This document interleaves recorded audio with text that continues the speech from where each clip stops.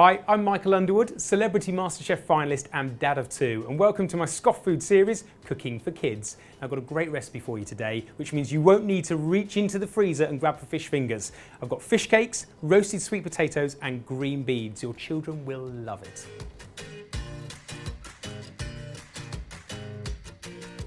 So to start with, you're going to need some mashed potato. I've just boiled up these potatoes already. Now, interesting with this, don't boil them too much. There's a temptation when you're making mash, just let them boil until they start to crumble, but you want to catch them just before that, because this mash needs to be fluffy and not wet. So just a tiny splash of cream in there. A little bit of butter, and then get mashing. There we go. This needs to cool now straight away, so I'm going to put that over here. So as soon as you've done with the mash, you can get straight on with getting the fish ready. Got 400 millilitres of milk. I'm just going to pour straight into a nice flat bottom pan. What you want is the fish to be nice and evenly spread, which is why I've used a large frying pan. So if you've got one of those, that's ideal. I'm also going to add in a couple of bay leaves. These again just add more flavour. And I'm also going to chop up an onion. Don't get too worried about how you chop it up. Just nice and roughly. Okay, so that's the onion in, then you can add the fish. Now I've gone here with a fish pie mix, which you can get at supermarkets. Just great, because you get a nice mix of them. It's colourful, so it stops looking like just a plain old fish cake. So just pop that straight in, and just make sure you give them a nice flattening out there so they all get a good coating of the milk. So you don't want to get too hot too quickly. You want to make sure you just bring it to a gentle boil, let it bubble a little bit, and you'll be able to see when the fish is ready because it changes colour and stops doing that sort of translucent look. Or don't forget, if you want this recipe or you want to find out more about the method, you can by checking out the website. While the fish is cooking, you can concentrate on the sweet potatoes. We're going to do roasted sweet potato, which I think goes really nicely with it. My children particularly, they love it if I do it more like chips because they feel like they're being naughty. So I'm going to put them into boiling water. And again, you just want to cook these, not so they're really, really soft, but just so there's a bit of give in them. Right then, so the fish is all nicely poached. I've just taken it here and separated it out. Now you can add this to the potato. Once you've done that, you just want to add a few little ingredients here now. This is the great bit about it, is you can do pretty much whatever you want.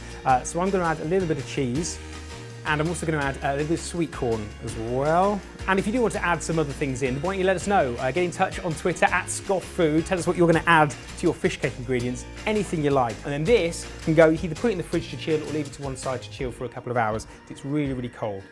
I'm going to put a little bit of coconut oil.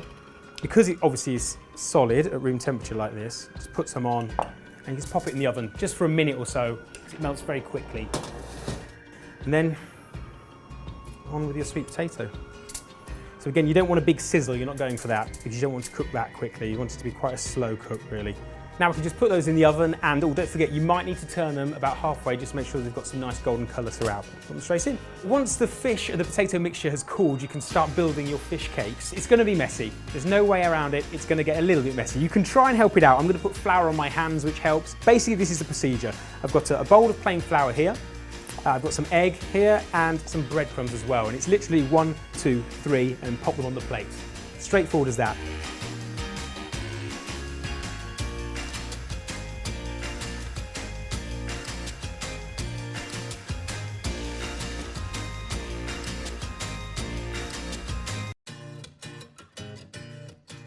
If you're enjoying this recipe and you'd like some more, make sure you subscribe to the channel because I've got loads more great recipes for children coming up. Now before we cook these, you need to chill them for at least 20-25 minutes. Just makes it all set and combine, ready for cooking. So the fish cakes have nicely chilled and I've taken them back out of the fridge and we're ready to shallow fry them. You can deep fry them if you want to, but I find the shallow fry works perfectly. Also got some green beans on the pan here, just boiling these, nice and simple, just adds a bit of colour and another vegetable to the plate as well. Right, let's cook these fish cakes. Just going to drop them into the oil.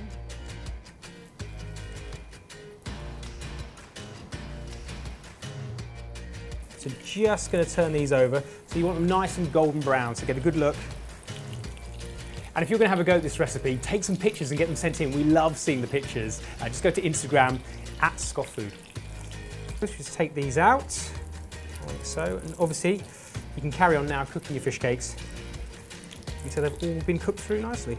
So once everything's cooked, you can then plate it all up, and that's exactly what I've done here. We've got the perfect child's portion, little fish cakes, and of course, because they're so nice, I had to make an adult size one as well, so here's a plate for you too. So there you go, my fish cakes with roasted sweet potato and green beans. Enjoy.